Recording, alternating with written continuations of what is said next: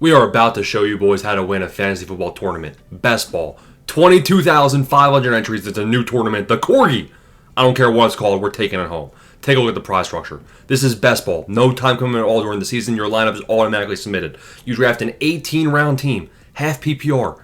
Look at the tournament. You draft against 11 teams. You compete for the first 14 weeks. If you're the top two, you advance to the next round, week 15. You got to be number 1 out of 10 teams. Then this is an interesting tournament structure.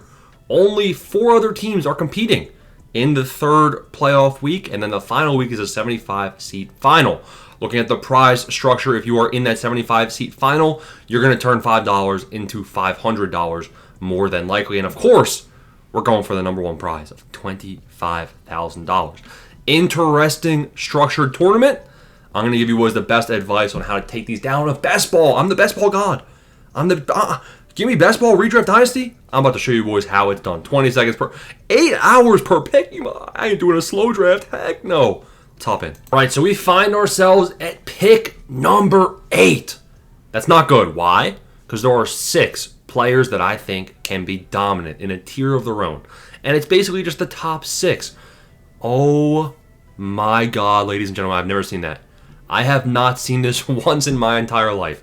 The guy that I was about to say was number 7. The first outside of that tier was Christian McCaffrey.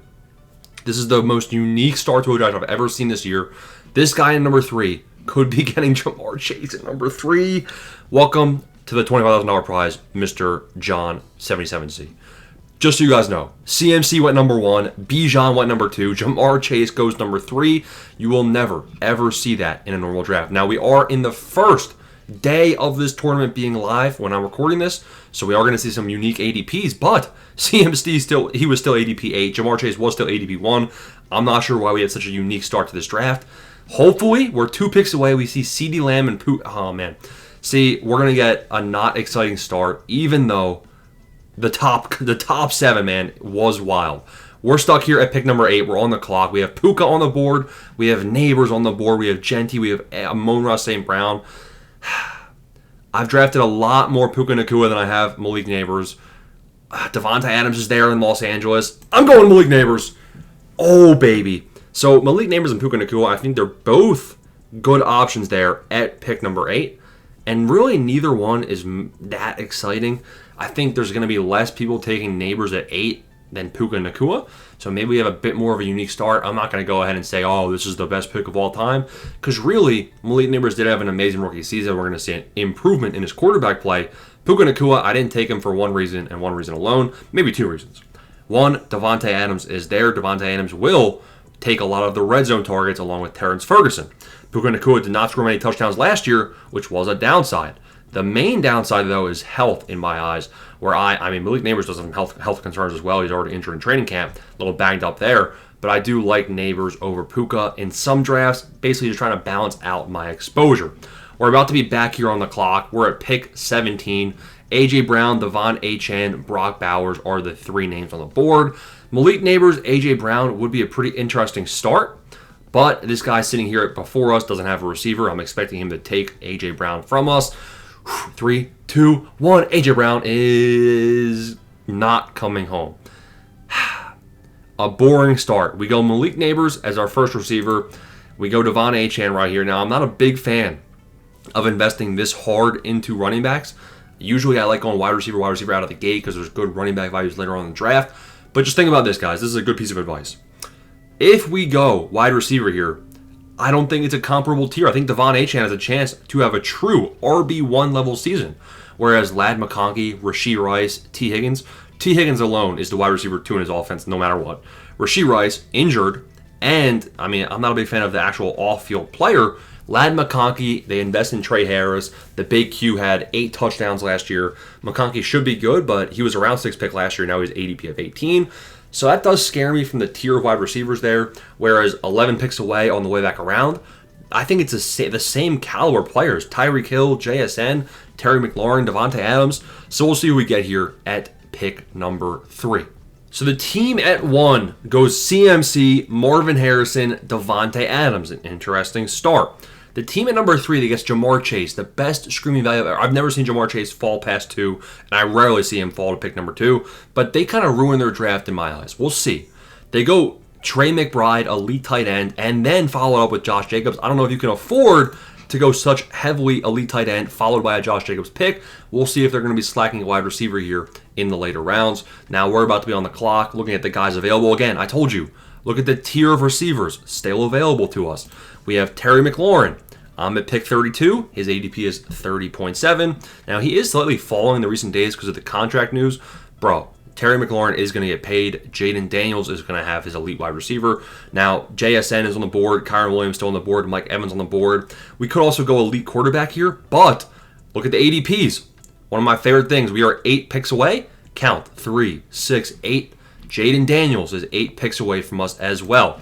So we're looking to hopefully pair up Jaden Daniels with Terry McLaurin. It's one of the best stack options I've seen, this early in the draft. Now, with Lamar Jackson going there at pick 34, Jaden Daniels is the only best remaining quarterback left. There is still one elite quarterback option with Jalen Hurts on the board. Usually we see Jalen Hurts go with Devontae Smith to a stack team on the 4-5 turn. Now, Lamar Jackson went unstacked. Obviously, as the rushing upside, though, we are 4 picks away, 3 picks away. Jaden Daniels still on the board. If we don't get Jaden Daniels, it's not the end of the world. We have a pivot option where we could go Jalen Hurts, or we could go Devontae Smith and pray Jalen Hurts falls like a rock past the A.J. Brown team. Jaden Daniels goes, but the reason it's not the end of the world.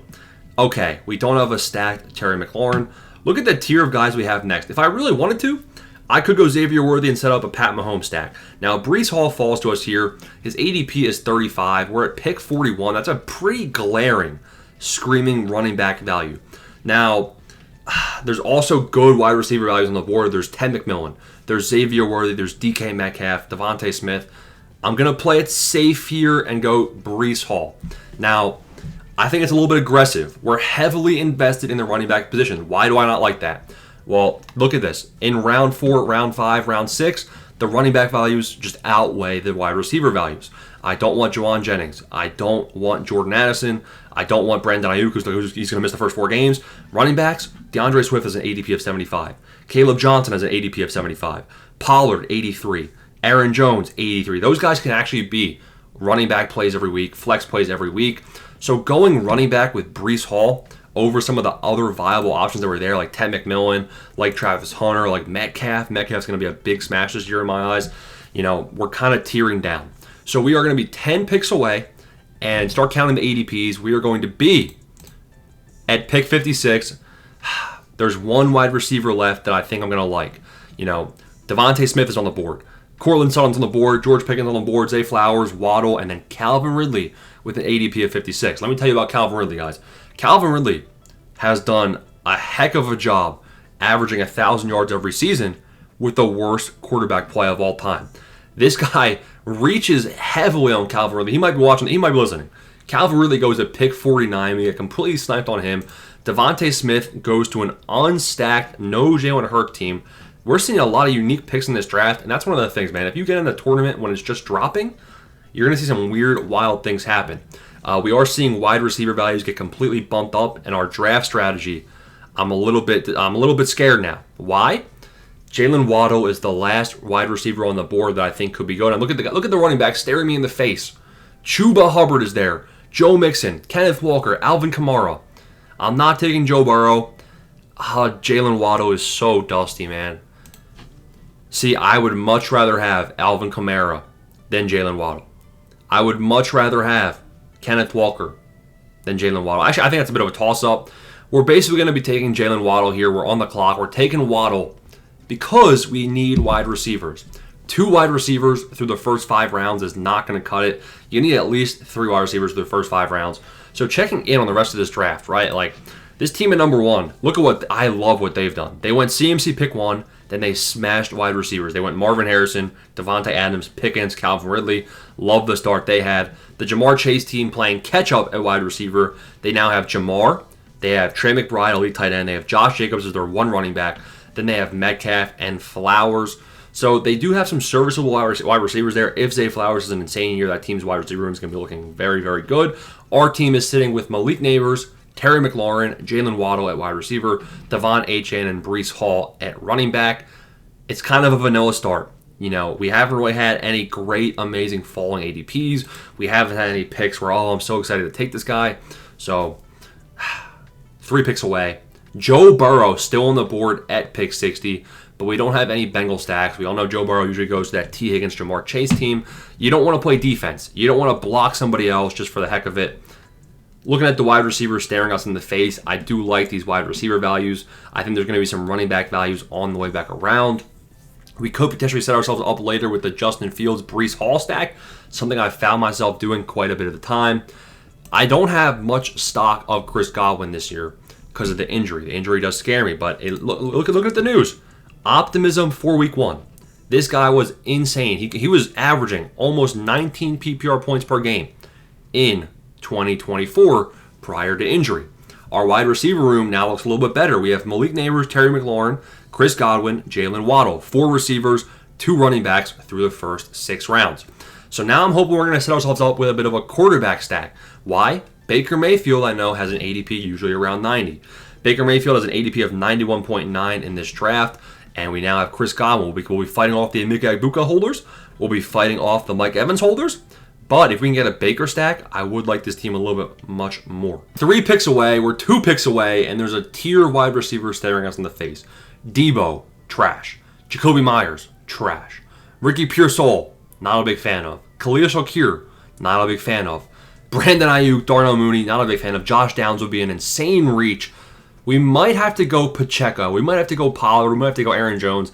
Honestly, I like all of these running backs better than these wide receivers. But we're sitting here at pick 80, and Debo Samuel has an ADP of 70. So for the unique build alone, I'm tempted to go Debo Samuel.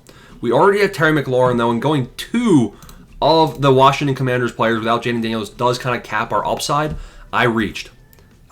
I don't know if I love it. We go 3rd running back there. We go Devon Achane, Breece Hall, Isaiah Pacheco, and we're going to chill on running back for quite some time. Why? We have no quarterbacks. We have no tight ends. I'm expecting Baker Mayfield to potentially be a stacking option. Hopefully we're 6 picks away. Baker's the best remaining quarterback on the board here. He's our stack that we're targeting. I feel all right with that. Debo Samuel had a trending Twitter video. 5 million views. Dude looked hefty. Hefty, bro. I mean, the pneumonia is gone. Why is he so big, right? So it's fine. I think that our ceiling would have been capped. You know, if we made it to that 75-team final, does somebody have Jaden Daniels paired with McLaurin, Jaden Daniels paired with Terry and Debo already? You know, there's an argument to be made that it did cap our upside. Now, we're going to have a tough choice here. Do we go with the Baker Mayfield stack, or do we go Josh Downs for our 5th wide receiver? Then I know from doing a lot of best ball drafts that, you know, my favorite receiver on the board left is Josh Downs. Josh Downs, I think, can be a league winner. What quarterback options are still in play here if we don't go Baker? We're not going to get Kyler Murray. We're not going to get Bo Nix. Justin Fields maybe makes it back to us. You know, but besides that, we're looking at Tua Tagovailoa as our stacking option. We're going to have to pass here. We're going to have to pass on Josh Downs. But if you guys have a chance to draft Josh Downs, would highly recommend that. In his 2nd year, he took a step forward, 5 touchdowns, 803 yards on the season, and he took a good step forward in yard per route run as well.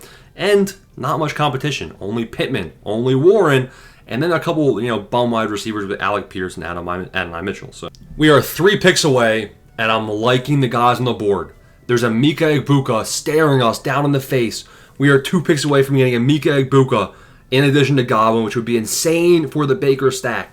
Now, there's 2 teams ahead of us with only 3 receivers. They go Scatabo. Now, there's 1 pick left. This guy has 4 RBs. He might go Travis Kelce, which could be our saving grace. He goes Rashid Shaheed. You fool. We get Emeka Egbuka at ADP. We're pick 104. We now have Baker Mayfield double stacked with Chris Godwin and Emeka Egbuka. Our team looks a lot better. This actually saves, potentially, our not-so-good selection of Breece Hall, not-so-good selection of Isaiah Pacheco, right? So our running back room, Devon Achane, Breece Hall, Pacheco, that's 3 good running backs, 2 elite, and 1 that can fill in. Quarterback, we got Baker Mayfield, double stacked with Egbuka and Godwin. We got Malik Neighbors, Terry McLaurin, and Jalen Waddle as well. The tight ends on the board, this is one of those drafts where we're going to have to be targeting one of the elite rookie tight ends. Who? Colston Loveland and Tyler Warren are both insane values, sitting at ADP of 124, sitting at ADP of 130. So on the next picks selection, right, we're 5 picks away, we're going to be going probably not one of those guys, but we'll be looking at those guys on the way back around at pick number 11. 4 picks away. I'm trying to think about what we want to target. Like we actually have a flexibility here to do whatever we want. Jaden Higgins we're seeing a lot of guys fall. A lot of guys fall pretty heavily here. Evan Ingram is available, but there's no Bo Nix stack. Jordan Mason is available, 15 past ADP. The guy that we want to target is going to be Jaden Higgins. Jaden Higgins is still on the board, one pick before us. And our pivot might have to be an unstacked Caleb Williams. Oh, man. Jaden Higgins falls to us. Jared Goff off the board. Let me just make sure something. So if we look at the Texans receiving core, it is a pretty deep receiving core, but Jaden Higgins has the draft capital over Jalen Noel. Jaden Higgins hopefully can compete with Christian Kirk for that wide receiver 2 spot, and then return some value with a great quarterback in C.J. Stroud. Now, we do have 2 rookie wide receivers with upside in our receiving room. C.J. Stroud is another stacking option on the way back around, too, if we're talking about guys we can potentially stack. But I'm probably not going to be doing that. I'll probably be going with an elite tight end on the way back around because we're sitting here with 0 tight ends. Our running back room looks good. Our wide receiver room looks solid now.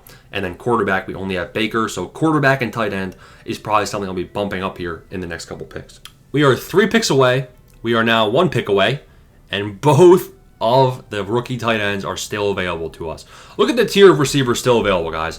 We have Christian Kirk. We have Tyjae Spears, Ray Davis, J.K. Dobbins, Jack Best, Trey Benson, and then we have 2 top 10 draft capital tight ends. We have Tyler Warren, and we have Colson Loveland. We're going Tyler Warren right here at pick 128. That is a no-brainer selection, and our tight end room with Tyler Warren alone, I think Tyler Warren should be going somewhere closer to round 7. We're getting here in round 11. I think round 7 is fair for Loveland and for Tyler Warren. So we're getting a 4-round discount in my eyes. We're 7 picks away. We could see Loveland falling to us, and if Loveland doesn't fall to us, I might go with C.J. Stroud right here to stack up with Jaden Higgins and maximize our upside. And if we go C.J. Stroud in the next selection, we'll probably call that a draft right there at 2 quarterbacks. Whereas if we don't get Stroud stacked up, this could be a 3 QB build, so we would save an extra spot. So we do get C.J. Stroud to us right here at pick 137. It is past his ADP, but Jordan Love is 10 picks past ADP as well. It's tempting. Why? Because we can go Romeo Doubs the next pick right here around. But we already have Jaden Higgins. We aren't guaranteed to get Romeo Doubs if we take Jordan Love right here. So I'm going to just secure the guy that I want. Quarterback, Baker Mayfield, C.J. Stroud.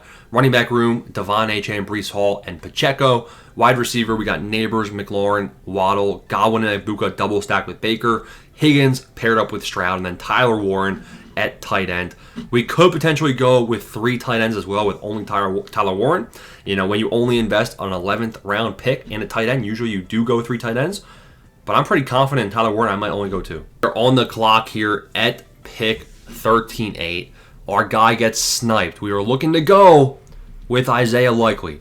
Now, Jadon Blue is a value I would consider taking here, but the only remaining tight ends that I really, really like besides rookies, I mean, we could go Ertz in the next round, but again, we already have McLaurin, so I'm probably just going to go Jake Ferguson. Nope, no, I'm taking Blue.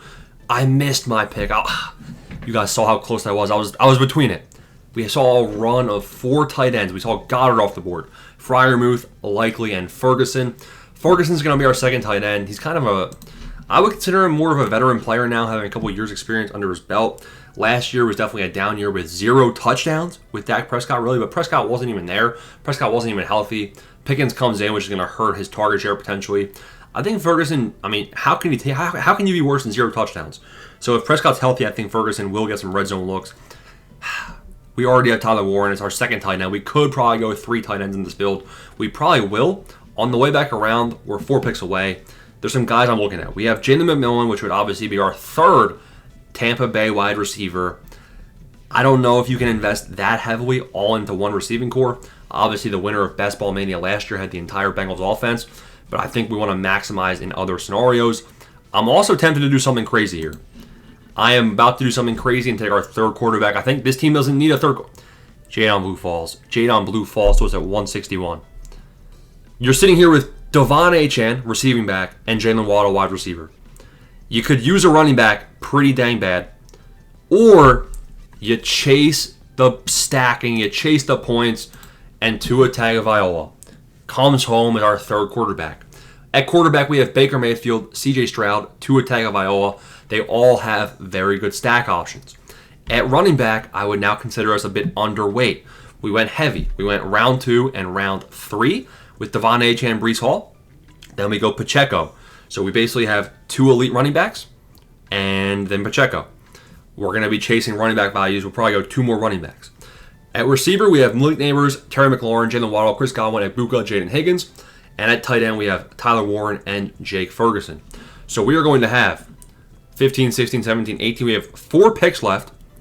And we're going 2 running backs. So that's going to be 2 of those picks. So we're going to go 3 quarterbacks, 5 running backs, 7 receivers, and 3 tight ends is the build that we're looking at right here. We are on the clock. We are seeing a lot of reaches on ADP. Gesicki goes 172. Mason Taylor goes 175. It's a huge reach. We're going to get Cedric Tillman, 23 picks past ADP. Cedric Tillman is in his 3rd year. Cedric Tillman was a breakout player last year who averaged like 19 points over 3 or 4 weeks, and then he was concussed. So if Cedric Tillman is actually going to be that wide receiver 2 for the Browns offense, maybe the Browns offense is any better, I don't care. We're going to get some spike weeks most likely from Cedric Tillman, and as our 7th and final most likely receiver, that's something I can live with. Now we will go with another receiver here if we get Jalen Noel falling back around to us, and then we'd probably just sacrifice tight end, but we do have a 3rd tight end that is interesting. Cade Otton could potentially fall to us. Dalton Schultz could potentially fall to us. And those are the tight ends we're going to be targeting on the way back around. Just more stacking options. I think this team has a lot of really good correlations. Cade Otton had 600 yards last year and 4 touchdowns. Obviously, Ibuka come in and will hurt him, but we have Godwin and Ibuka already. Then you have Dalton Schultz, who had a bit of a down year in terms of touchdowns. His yards was pretty much similar, but you also have the Texans investing in some guys as well. So Cade Otton gets sniped from us. That does hurt. Jalen Noel is still available. Sadly, we can't afford running back. We can't afford wide receiver here. I have to limit myself somehow, some way. We're going Dalton Schultz. We're going to be done here at tight end. In the last 2 rounds, we are going to be strictly running back. Looking at the running backs we have Devon Achane, Breece Hall, Isaiah Pacheco. We don't really have any rookies. So usually, if you're sitting there with rookies like Trayvon Henderson, you're sitting there with guys like Caleb Johnson, then you chase some of the guys that can give you points immediately. Kareem Hunt, maybe Nick Chubb, Justice Hill. I'm going to be chasing some guys that are probably a bit higher upside. So we'll see what we get here on the way back around. We're 12 picks away, and I'm going to queue up some names, see who we get. And I'll see you boys after the draft, show you boys the team. Ladies and gentlemen, brings our draft to an end. We have Baker Mayfield, double stacked with Ibuka and Godwin. We have CJ Stroud paired up with Schultz and Jaden Higgins. We have Tua with Devon Achane and Jalen Waddle. Running back, we have Achane, Breece Hall, Pacheco, Dylan Sampson, and Devin Neal as our final 2 upside rookie selections. We have Malik Neighbors, Terry McLaurin, Jalen Waddle, Godwin, Ibuka, Higgins, and Tillman at tight end, or at wide receiver. And then tight end, we have Tyler Warren, Jake Ferguson, and Dalton Schultz. The team looks pretty decent. Decent in all categories, great in none. Will that win us the $25,000 prize? Let me know.